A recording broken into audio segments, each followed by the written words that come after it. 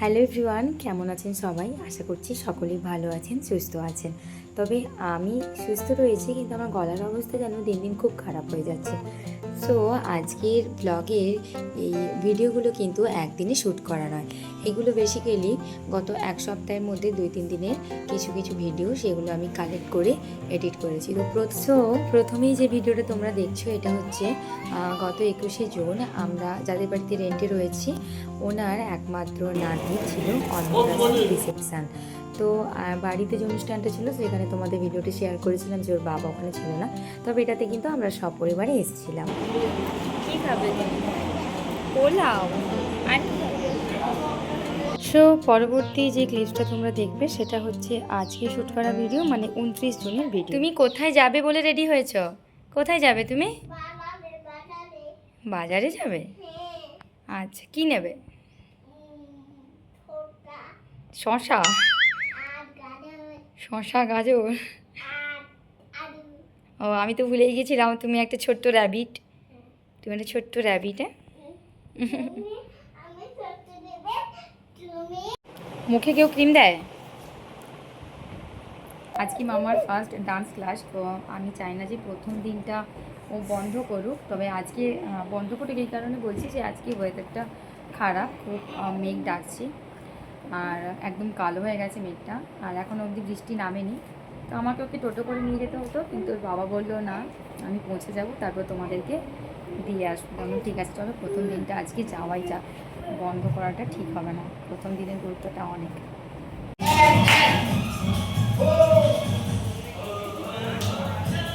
এখন বাড়ি চলে এসেছি, বাইরে হচ্ছে প্রচণ্ড বৃষ্টি, মানে এই বৃষ্টি মাথায় নিয়েই বাড়ি এসেছি, খুব ভালোও লাগছিল। আর আজকে ফার্স্ট ডেতে মাম্মাম শুধু বসেই ছিল।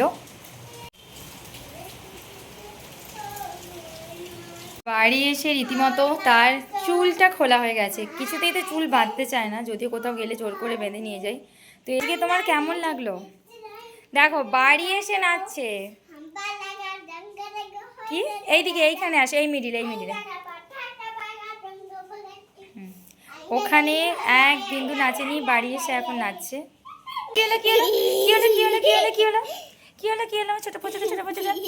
সো এখন যে ক্লিপটা তোমরা দেখছো সেটা হচ্ছে 26 জুনের শ্যুট করা। আমরা পার্সোনালি মনে করি প্রতিটি বাচ্চার শেখার ধরন আলাদা, তাই এই মুহূর্তে আমরা মাম্মাকে কোনো প্লে স্কুলে না দিয়ে বাড়ির পরিবেশেই নিজের মতো করে কোনো চাপ ছাড়া ধীরে ধীরে বড় হতে দেওয়ার সিদ্ধান্ত নিয়েছি। ও যখন ইচ্ছে করবে খেলতে খেলতে নতুন নতুন জিনিস শিখবে, এই ভাবনাটাই আমাদের বেশি ভালো লাগে। তবে এটা সম্পূর্ণ আমাদের ব্যক্তিগত সিদ্ধান্ত।